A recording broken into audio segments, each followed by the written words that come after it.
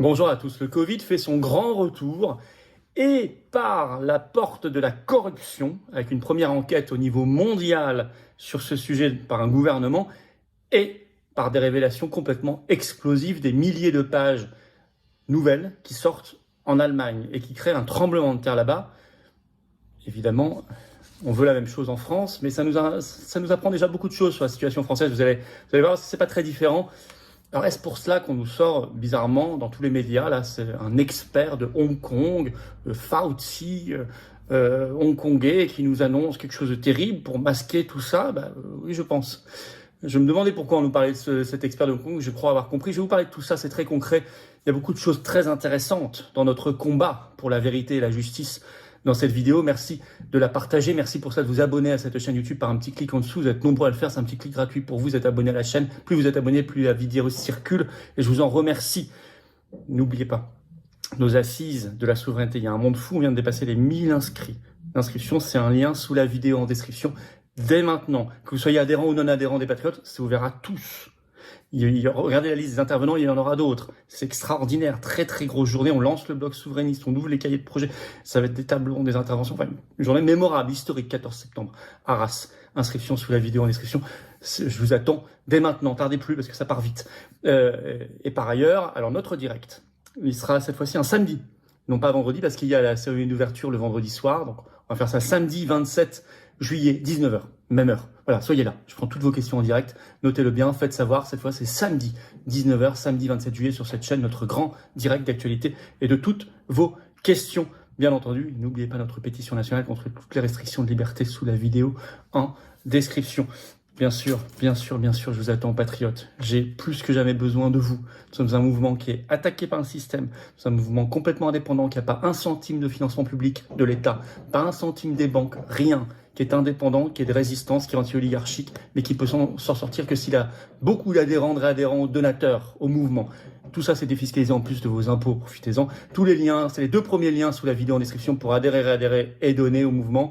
Ou sur notre site les-patriotes.fr, vous trouverez les liens également accessibles.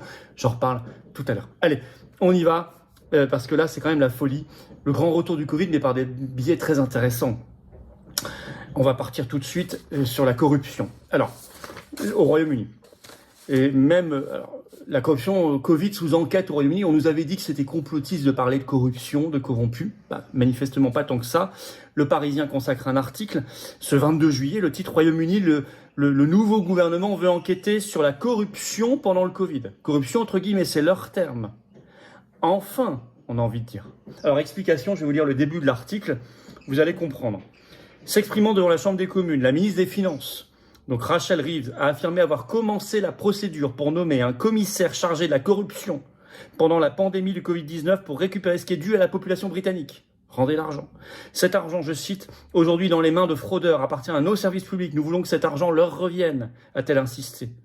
Durant la campagne pour les élections législatives, le Parti travailliste, désormais au pouvoir, avait promis de mettre sur pied une instance pour enquêter sur les juteux contrats conclus pendant la pandémie. On a quelques idées, nous, de contrats, n'est-ce pas, du côté d'Ursula. Je rappelle, les patriotes ont porté plainte au pénal sur ces contrats de 35 milliards vaccinaux Covid contre Ursula von der Leyen, seul mouvement politique français à le faire. Il y a une grande audience le 6 décembre au tribunal à Liège. J'y serai bien sûr, au passage. Mais je cite toujours le Parisien, le commissaire nommé par le nouveau gouvernement rédigera un rapport qui sera présenté au Parlement. Donc il y aura enquête parlementaire, enquête de justice. Alors un exemple donné, vous avez la RTBF en Belgique, ce 23 juillet, qui parle de cette enquête britannique, qui donne un exemple de corruption. Alors je vais vous le citer parce qu'il est intéressant. On peut prendre le cas d'une influente femme d'affaires, Mitchell Mon, membre non élu de la Chambre haute du Parlement britannique, qui a particulièrement choqué. L'entreprise de son mari, MedPro, avait obtenu en 2020, grâce à sa recommandation auprès du gouvernement, 2 contrats représentant plus de 200 millions de livres sterling, soit 230 millions d'euros, pour fournir des masques et des blouses qui se sont avérés ne pas correspondre aux normes requises. Voilà, un exemple, 230 millions d'euros. Mais il y en a beaucoup d'autres. Mais là-bas, c'est sous enquête maintenant, officiellement, avec un commissaire chargé de la corruption. Bon. Alors, au même moment, vous avez en Allemagne, révélation de documents incroyables. Alors, on avait parlé de ces RKI comme Robert Koch Institute, l'Institut Robert Koch, qui est l'autorité sanitaire fédérale allemande qui s'occupait du Covid. Les RKI Files. Bon, on en avait parlé en mars-avril dernier. Allez voir mes vidéos parce que 1000 premières pages, mais pas mal noircies, obscurcies, mais il y avait déjà des choses intéressantes, étaient sorties. Mais là, ça va beaucoup plus loin. Alors, c'était sorti grâce à l'action judiciaire d'un petit magazine allemand courageux, Multipolar, qui avait obtenu cette décision de justice. Et on avait déjà des révélations dans ces 1000 premières pages, je vais vous les rappeler. On peut citer, par exemple, le fait que l'Institut savait déjà, donc le gouvernement allemand, que le confinement ferait pire que mieux, je cite, que les masques en population générale étaient inutiles, que les effets secondaires des injections étaient là, massivement. Il savait aussi que fermer les écoles ne servait à rien. C'est déjà beaucoup comme révélation. Et ça, il savait ça très tôt. Et on l'a appris par ces documents. Alors, la suite est fin, on l'a maintenant. Et c'est une bombe. Le Berliner Zeitung, Die Welt, la RD, enfin beaucoup de médias, c'est un tremblement de terre en Allemagne. Vous allez voir, le ministre allemand de la Santé réagit, enfin, il est très mal à l'aise. Ils en parlent beaucoup. Berliner Zeitung, par exemple, ce 23 juillet, fait un premier article. Ça y est, le titre, les fichiers complètement désobscurcis, publiés. Et pourquoi ils sont publiés? Donc, explication.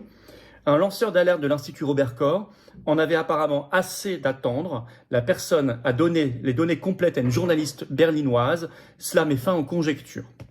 Donc il y avait un type lanceur d'alerte qui travaille, on n'a pas son identité par définition, il faut la protéger, au sein de cet Institut Robert Koch, qui a donné toutes les données, les 3000 pages non obscurcies, à une journaliste berlinoise indépendante qui s'appelle Aya Velasquez, très courageuse, qui les a depuis plusieurs mois en secret, qui a travaillé avec une petite équipe et qui a fait une grande conférence de presse ce 23 juillet pour délivrer tout, retransmise en direct sur YouTube. Il y avait 70 000 personnes qui regardaient sur YouTube en direct. C'est considérable pour des directs YouTube.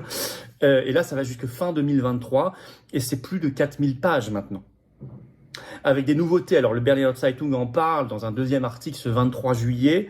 Le titre: le message sur la pandémie de non-vaccinés est démasqué. Le mensonge sur une pandémie de non-vaccinés est démasqué. C'était un mensonge. Or, qu'est-ce qu'on l'a entendu, y compris en France? Vous vous souvenez plus? C'est une épidémie de non-vaccinés, etc. Et en fait, il le savait très tôt. Il y a un protocole dans ces documents internes qui date du 5 novembre 2021 qui le dit déjà. Et il se demande, mais est-ce qu'il faut que les médias soient informés, qu'ils arrêtent de dire ça? Vous allez voir, ce sont leurs réflexions internes. Je vais vous citer l'extrait de Berliner Zeitung. Il en résulte maintenant, par exemple par ce protocole du 5 novembre 2021, que les experts du comité ont rendu compte eux-mêmes. Les médias parlent d'une pandémie de non-vaccinés, écrivent-ils. Mais ça n'est pas correct d'un point de vue scientifique. La population totale contribue. Est-ce que ça doit être repris dans la communication? Alors, ils ont essayé d'alerter des politiques, des journalistes, mais c'était repris. D'ailleurs, le Berliner Zeitung, c'était pas repris, le Berliner Zeitung le note. Je cite, à l'automne et à l'hiver 2021, le récit sur une pandémie de non-vaccinés était encore sur toutes les lèvres.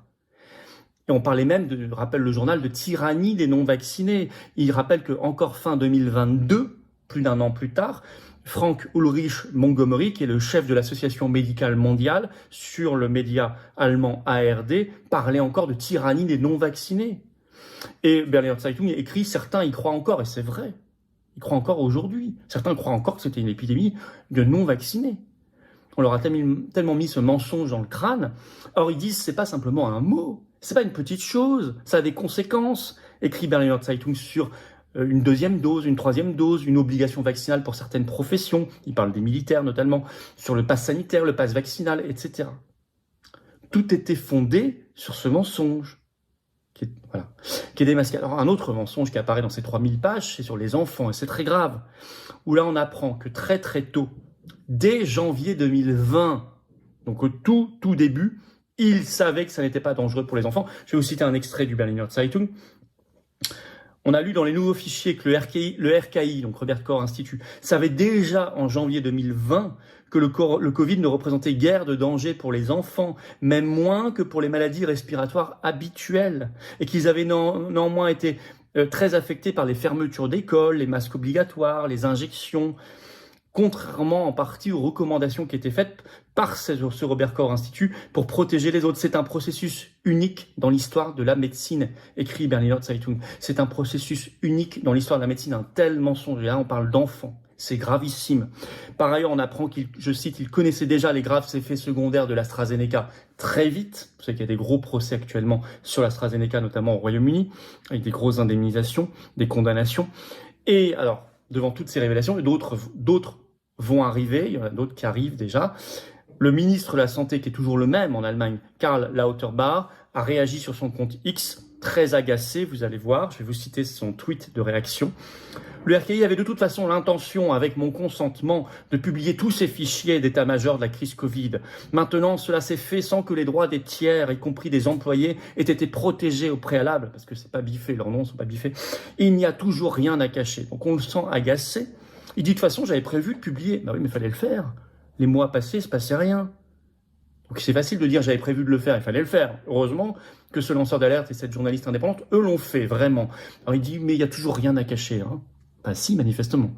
Alors le RKI lui-même a fait un communiqué pour réagir en disant qu'il désapprouvait globalement cela. On peut imaginer, mais on s'en fiche complètement qu'il désapprouve. Alors, est-ce pour ça qu'on nous sort maintenant, pour masquer un peu toute cette somme de révélations incroyables, ce mystérieux scientifique de Hong Kong qui fait tous les médias en France, dans le monde, pour nous dire des choses terrifiantes. L'AFP a fait une dépêche le 19 juillet, le titre Covid-19, un éminent expert hongkongais des coronavirus, met en garde contre de nouvelles pandémies. Donc lui, il est éminent, hein. Un vocabulaire amélioratif, alors que professeur Raoult, il est controversé, voire très controversé dans les médias. Vous voyez la manière de manipuler par le langage. Bon, lui, il est éminent. Alors, c'est Yuen Guok Jung. L'AFP précise, l'homme est une pointure. Il est parfois comparé à l'expert américain Anthony Fauci, c'est dire. Alors le chapeau de la dépêche, vous allez... Voilà, donc Yong Kwong Jung, éminent chercheur et médecin hongkongais qui a combattu les virus les plus dangereux, avertit qu'une nouvelle pandémie est inévitable. Il est même assez anxiogène, je vais vous lire ce qu'il dit. Le grand public et les dirigeants doivent admettre qu'une nouvelle pandémie surviendra et probablement plus tôt qu'on ne le pense, a-t-il déclaré dans un entretien à l'hôpital Queen Mary de la ville où il travaille et il enseigne. Si je fais une prédiction aussi effrayante, ajoute-t-il, c'est parce que comme on le voit clairement, les changements géopolitiques, économiques et climatiques sont très rapides, explique-t-il à l'AFP. Les hommes politiques doivent revenir à la raison. Bon, c'est repris partout, hein. Futura Science, par exemple, le 21 juillet, fait un article. Le titre « Une nouvelle pandémie plus grave que la Covid-19 est inévitable », avertit un éminent expert hongkongais. CNews, le 21 juillet. Un illustre scientifique hongkongais considère qu'une nouvelle pandémie est inévitable. Il alerte les dirigeants mondiaux. En Belgique, RTL Info a repris, etc., etc. Bon. Donc, je me demandais pourquoi on le sortait maintenant, celui-là. J'ai rien contre lui, je le connais pas. Je dis pas que c'est pas un expert, je dis simplement que c'est bizarre que dans le narratif on nous le sorte maintenant. J'ai compris pourquoi maintenant, vu ce qui se passe au Royaume-Uni, cette corruption, les révélations incroyables en Allemagne, Ursula qui a quand même été condamnée, faut pas l'oublier, il y a 8 jours pour la première fois par le tribunal administratif de l'Union européenne sur les contrats, l'opacité. Je comprends qu'on nous le sorte maintenant, y compris la peur qui commence à monter, on nous parle de pandémie avec les JO, vous avez remarqué. Tout ça, c'est voulu, c'est toujours pareil. Ce qui est intéressant, c'est que la corruption nous traitait de complotistes pour en parler. C'est avéré. Les révélations sont très intéressantes. C'est pour nous du carburant dans le combat pour la vérité et la justice. Évidemment, nous voulons la même chose pour la France et je dirais pour l'Union européenne aussi. Hein. Ursula, la Commission de Bruxelles et la France, les Véran, etc. On veut tout savoir. On veut la déclassification du secret défense, des conseils de défense sanitaire. On veut aussi ces documents. On veut qu'il y ait des lanceurs d'alerte et des journalistes indépendants qui fassent leur boulot. Leur boulot. Les patriotes, eux, comme mouvement politique, font leur boulot. Politiquement, pour exiger par l'information, là, pour exiger les choses dans la rue, les grosses manifs populaires, devant les tribunaux, on le fait. Mais qui d'autre le fait dans la vie politique française? Qui d'autre le fait? Qui d'autre le fait?